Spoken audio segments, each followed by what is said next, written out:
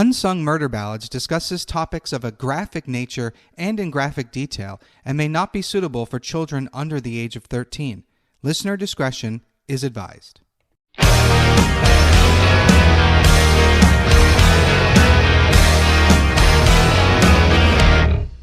Hey everybody, welcome back to, I think this is episode 28 of Unsung Murder Ballads. I am Janus Dead. I'm Jameson Dead. And I'm Joyous Dead. So this week we have a very special episode because it has been recommended to us by a newer listener, someone that we at least hadn't heard from before, named Samantha. She and her mother both wanted to send out this case as a suggestion. So thank you. I got to this as quickly as I could because I wanted to get it out to you guys for suggesting it. Absolutely love the suggested cases. Absolutely great when you guys chime in and give us stuff to look into. Absolutely. And this is why I rushed to do it. And that's what we'll try to do going forward. We'll try to get to them as fast as we can so that there's a good turnaround, because we do record these 10 days in advance, but we're able to kind of move fairly quickly, I think. All right. Now, as long as you don't rush it like Marvel and DC rush some of their stuff and, we actually do this the right way, then, that's okay. Right. Well, and that's interesting that you bring this, because this is one of those cases where it's shorter, because while I could dig deep into all the little details, there's no reason to stretch this one out any longer than it is. Like, I feel that these cases do have a life of their own and you can overdo it. So this one is relatively short-ish, but not, cool. Yeah, it's not super short. Only so much detail that my heart needs to hear. Yeah, this one's different. So you'll see, as Samantha well knows. That's really intriguing that you use the different like that. Normally it's, hold on to your asses. Let's see what we got. Yeah, this one, well, again, you'll see in a moment. So are you ready? This one we're saying, Samantha, if you disturb us, it's your fault.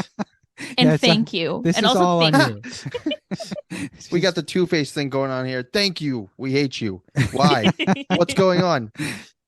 Okay, so in 1979 in Russia, an incident that allegedly occurred when a 13-year-old boy encountered a funeral procession on his way home from school. A group of men in black suits stopped him while they were en route to a funeral for an 11-year-old girl named Natasha Petrova, and they supposedly made this boy follow them to her coffin. Weird. Yeah, right? There, they forced him to kiss the girl's corpse. What the fuck? This boy, later as a man, would tell this story. And he says, I kissed her once, then again, then again. The girl's grieving mother then, according to this man's recollection, put a wedding ring on his finger and a wedding ring on her dead daughter's finger. What the fuck? This experience led to this man's belief in magic and ultimately his fascination with the dead. So whether this story is true or not is this sounds fake as fuck. But it's now besides the point. But it did lead to one of the strangest cases we've ever covered here on this podcast. Let's rock. And this is the case of Anatoly Moskvin. And as we've stated, this is a suggestion from Samantha. So thank you, Samantha. And this case is very different for us because the subject of this podcast is not an actual murderer. Oh. But that does not make it any less fitting for what we do here. This is all right. This is fucked up.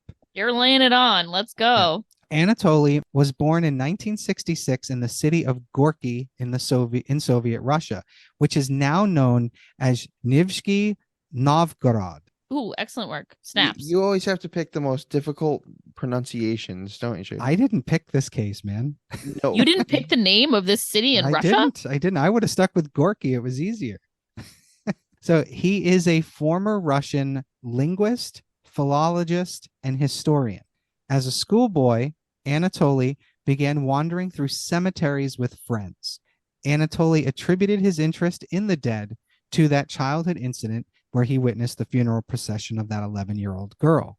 He claimed that the participants forced him to kiss the dead girl's face, writing that an adult pushed my face down to the waxy forehead of the girl, and there was nothing I could do but kiss her as ordered. Yeah. So he's claiming this happened. I don't know Weird. Russian customs, but yeah, that's really fucked up.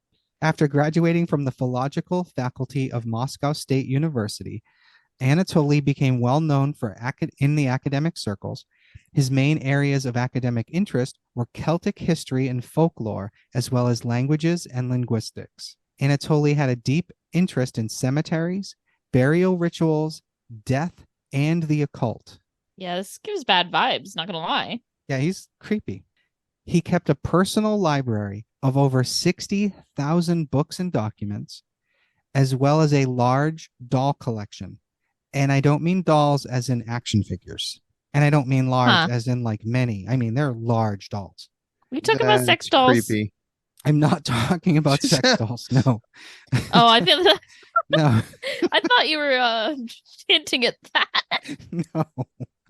Although, for the record, once we're done, we will post photos of some of these dolls for everyone's viewing curiosities. So, fellow academics described Anatoly as both a genius and an eccentric. He was also described as a loner who had certain quirks, but gave no indication that he was up to anything unusual. The collection of everything is a little bit unusual, isn't it? Yeah, it's strange to say the least. But yeah, just wait. So as an adult, he led a secluded life. He never married or dated, preferring to live with his parents. He abstained from drinking alcohol and smoking, and by all accounts, he had never been with anyone on any intimate level.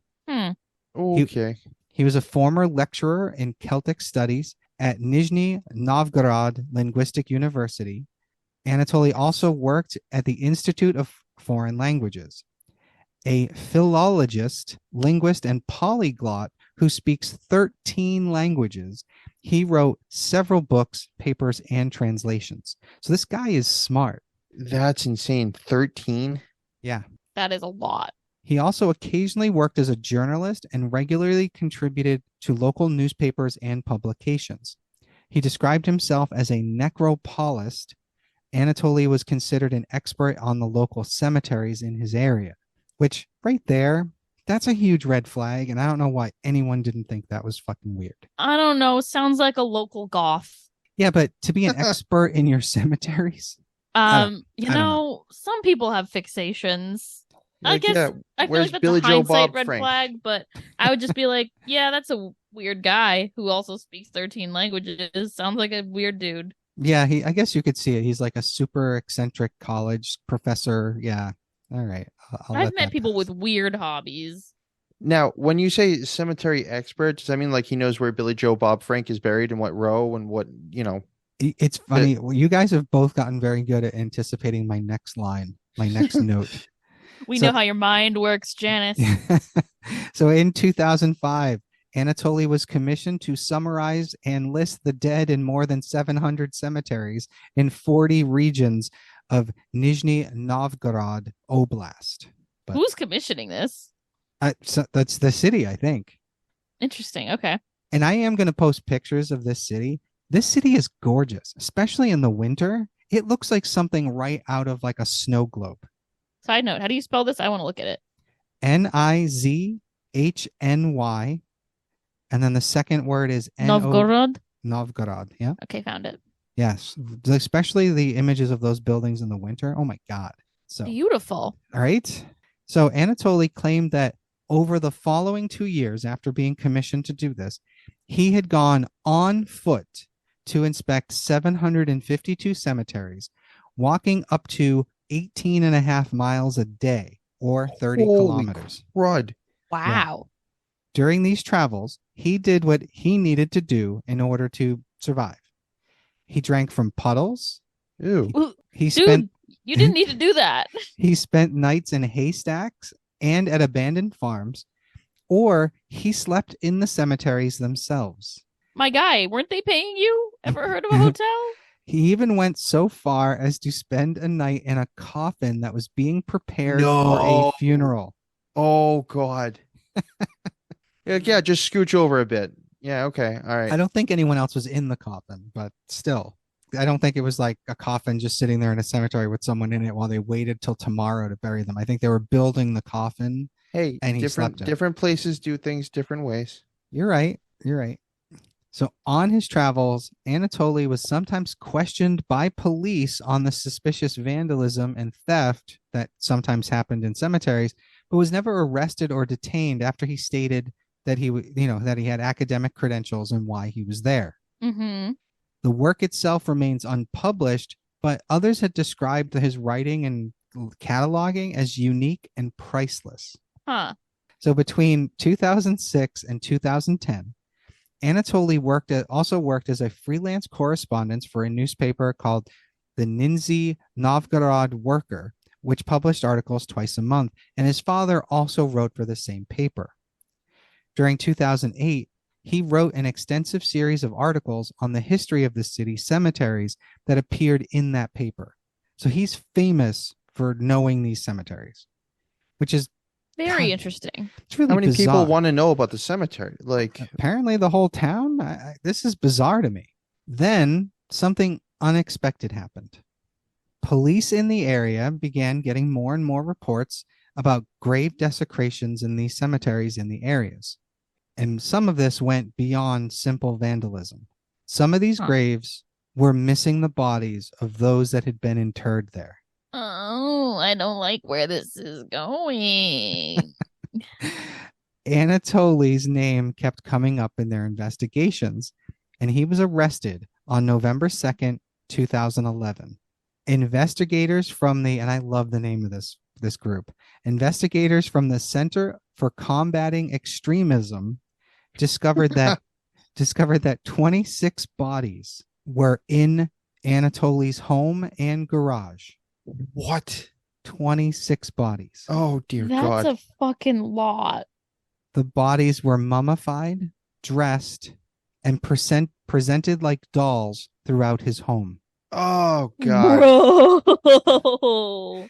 Video released by police show the bodies seated on shelves and sofas in small rooms that also were full of books, papers, and general clutter. No, What, that's is he building his own horrifying. society here? Like, what is he doing? No. We'll get there. Although only 26 bodies were discovered in his home, he's suspected of having desecrated as many as 150 graves. Oh, God. After police found numerous grave accoutrements, such as metal nameplates, removed from the headstones. So he had been taking things off headstones as well. Okay, sure. This is whoa. Whoa. See, so I wasn't too off base earlier when I said that he was telling people to scoot over. Yeah, no, you weren't, and that's why I couldn't say anything. So, Bro. I can't. wait until you see the photos. Oh. So, police also discovered instructions for making the dolls, maps of the cemeteries in the region, and a collection of photographs and videos depicting open graves and disinterred bodies, though none of this evidence could be conclusively connected to any of the bodies found in the apartment, which means that he did desecrate more graves than just what he brought home. Oh, maybe he was looking for the best ones. Yeah, what? How do you be picky and choosy there? Like, I have the answer to that question, and we will get to it shortly. see, I'm foreshadowing. Yeah, you guys are very good at this. You can tell we've been doing this a little while.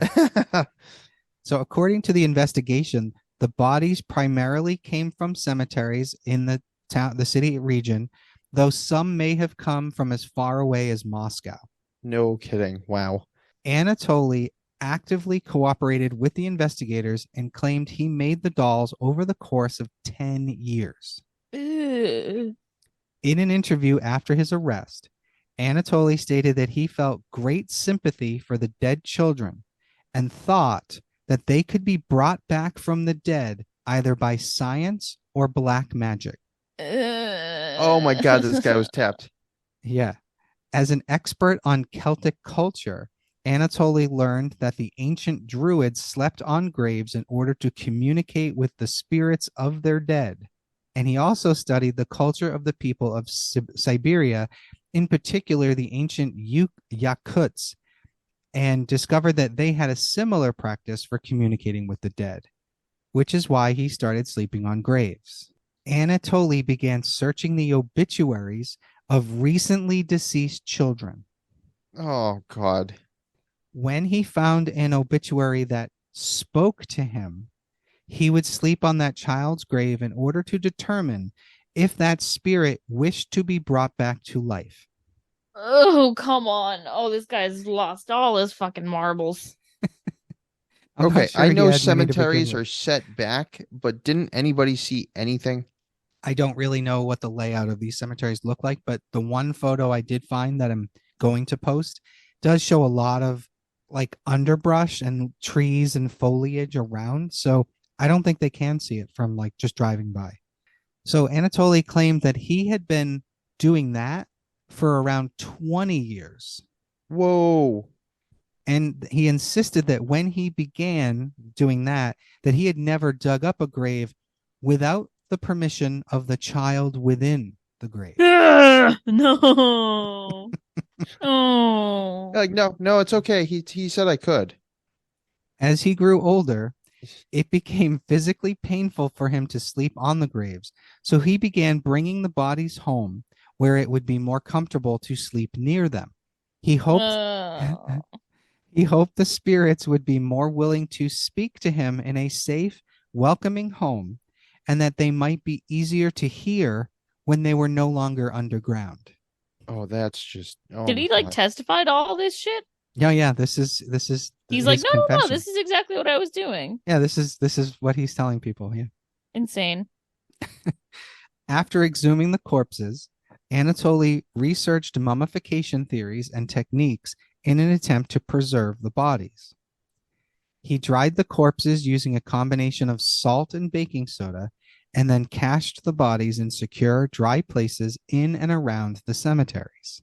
Once the bodies dried, Anatoly carried them to his home where he used various methods to make dolls in an attempt to give the children functional bodies to be used for when he eventually figured out how to bring them back to life.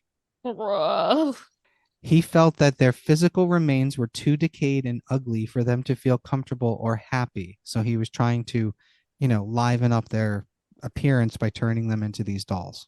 Such a deep level of delusion. I don't even know what Yeah. man. I don't know. Like in my head, I'm like, this might be schizophrenia. It's something. Yeah, Something like diagnosable. I mean, at least it wasn't violent. Exactly. I mean, it's certainly not Yeah. going to go well with the families, but so Not violent. It's not, as mean as far as you've said, it's not necrophilic. So yeah, so we'll get to that too. Please, for the love of everything, do No, not drop a bomb that okay. says, "Oh, by the way." No, he claims it was never anything like that. So okay. And it sounds like he isn't holding back with his confessions. correct. So It doesn't sound like he's lying or yeah, exactly. He's not keeping anything. So unable to prevent the bodies from withering or shrinking as they dried, he would wrap their limbs in strips of cloth and stuff the body cavities with rags and padding to provide fullness, sometimes adding wax masks decorated with nail polish over the faces before dressing them in brightly colored children's clothing and wigs. it's so Holy hell. fucking weird. These details made the bodies appear to be large homemade dolls, which prevented their discovery. Oh. So it is unclear if each doll contained a full set of human remains, meaning we don't know if it was never disclosed if it was only partial bodies, like, or if there was more than one body in each like arrangement of clothing. None of that was ever shared with the public. Gotcha. The corpse of murder victim Olga Chardamova, age 10, was one of the 26 he dug up and turned into a mummified doll. And some of them, and I think the reason they bring up her name is because she's one of them, had music boxes wedged in their chests. No. Ooh. No, no, no, no. Oh, God. He could make them play music. The mother of Olga, Natalia, who is 50, did not realize that when she was making regular visits to her daughter's gravesite, that her coffin was empty. Yeah. Oh my God. If she was making regular visits, then he must have like reburied it. He closed it up and yeah. So she said she had no idea she was talking to an empty box in a hole in the ground. Yeah, she thought she was That talking is to her daughter. disturbingly meticulous. Yeah. I mean, he was intelligent. So Anatoly He's was smart and aware. crazy, clearly. He was aware that he was committing a crime, but felt the dead children were calling out to him to be rescued and believed that rescuing the children was more important than obeying the law. I can see how that works in his mind. Yeah. Yeah. He was also motivated by his own desire to have children, specifically a daughter. But yeah, but God forbid you adopt. Let me fucking resurrect a kid. Yeah, like, eventually through magic or science, we'll be able to just start resurrecting the dead. He often regretted that he himself never had children, and at one point he did attempt to adopt a young girl against the wishes of the parents, Ah, what the fuck? but his application was declined due to his low income. Of all reasons. Well, as long as they stopped him. So Anatoly denied that he had any sexual attraction to the dolls and instead considered them to be his own children. He spoke to and interacted with the corpses, sang songs to them, watched cartoons with them, and even held birthday parties and celebrated holidays for their benefit.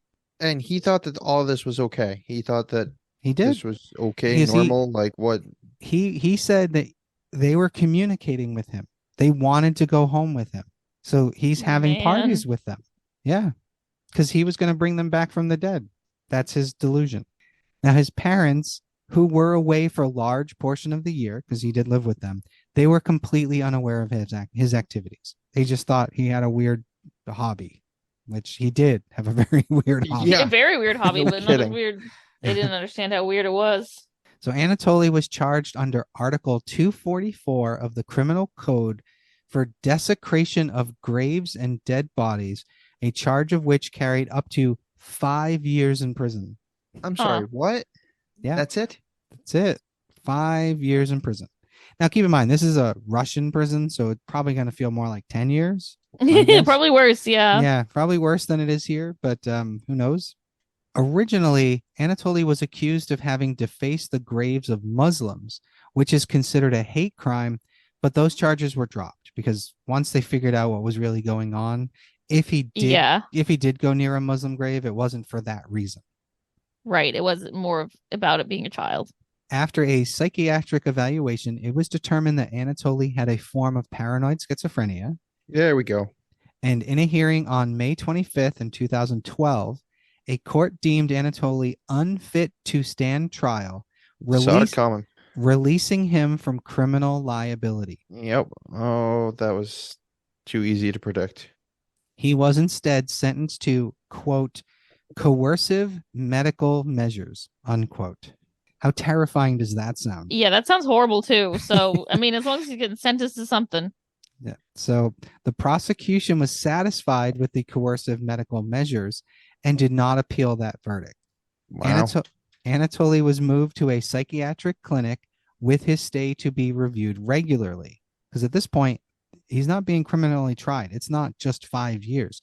He's going to be there until they say he's okay. If you can imagine that. Yeah, I mean, if he ever, yeah. In February of 2013, a hearing approved an extension of his treatment. And then his treatment was again extended in April of 2014 and again in July of 2015. So it seems like this comes up every year where they have to discuss what they're going to do with him. In 2014, a spokesman stated, after 3 years of monitoring him in a psychiatric clinic, it is absolutely clear that Anatoly is not mentally fit for trial. He will therefore be kept for psychiatric treatment at this clinic. In 2016, it was reported that Anatoly planned to marry a 25-year-old native of his hometown who attended his trial. What? Yes. He was born in the 60s. So this is 2016. He's almost 60 years old, and a 25-year-old wants to marry him. What in the fuck? You got me. I mean, maybe she likes dolls. Oh my God. Oh, that's just sick. That's just, oh Sorry. God. Sorry. No, you're not. No, you're not. No, I'm not. In September of 2018, Anatoly's doctor stated that he was no longer dangerous and petitioned the court to release him for outpatient care from home. No. However, in February of 2019, a subsequent psychiatric evaluation found that it was too early to release him, and the hospital withdrew that petition. Yeah, I feel like if they actually considered what his crimes were, they might, I don't know, think differently. See, I go back to the Greyhound bus murder with Vincent Lee, and he was put on meds, and they released him. Like, we don't know where he is.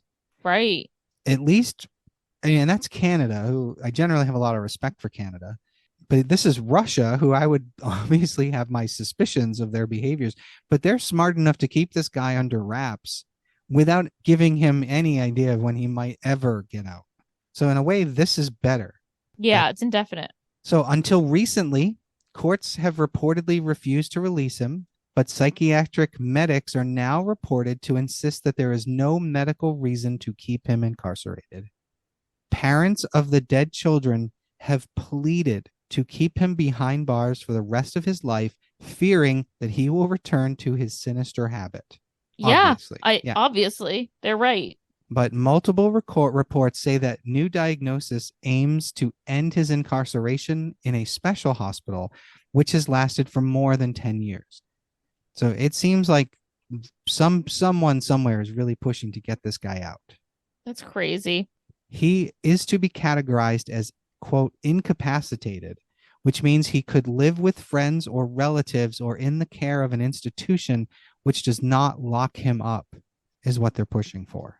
Why? So, why would anybody push for that? I don't know. But I mean, if he's on his meds, maybe he's manageable. I don't know. I say this every time. Not a psychiatrist, but I'm like, does a medication really change that kind of fixation? I don't know.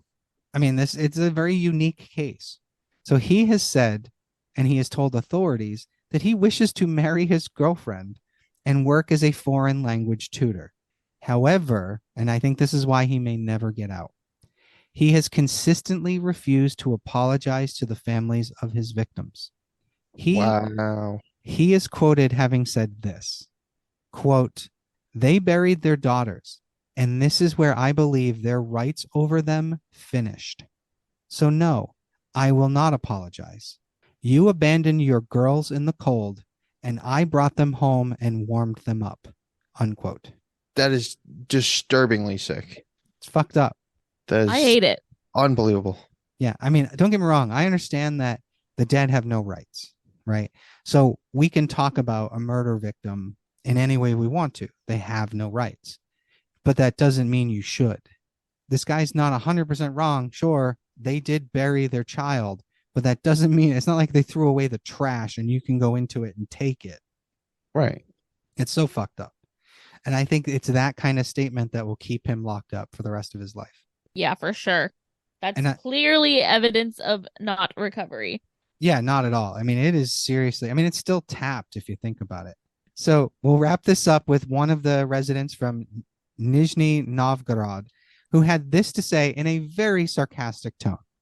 Quote, "Let's release all mad people and be afraid. Society needs them so much. There are plenty of people on the run who we still need to catch. And here is one we caught. So let's release him," unquote. Man, yeah, you got a point. It's true. Like, at the same time, it's hard to have sympathy for the perpetrator, but I'm not sure he was in his right mind. So I'm kind of on the fence with how much this guy should be punished. But at the same time, I don't think he should be having children with anybody either. Nope, certainly not. So yeah, that is the crazy story of Anatoly Moskvin. That was disturbing beyond anything, and the fact that he did that for so long, absolutely insane. So it was in a way, making them into those dolls just hid everything he was doing. Yeah, it's crazy to think how many people might have seen those dolls and not realized what was inside them. Gross. So I guess this is our way of thanking you, Samantha, for that case suggestion. Oh my goodness. Well, it was definitely fascinating. And you know what? I am a little glad because as soon as you said cemetery, my brain went to necrophilia. And I am so, so glad that that did not occur in this case. So I will say thank you for that. Yes, we did agree that we were going to take a small break from the really brutal ones on children. So I guess this was still a break from that. So again, thank you. Thank you, Samantha. All right. So we will see you guys next week. That wraps up episode 28. I am Janus Dead. I'm Jameson Dead. And I'm Joyous Dead. All right. And we'll see you next week. Bye.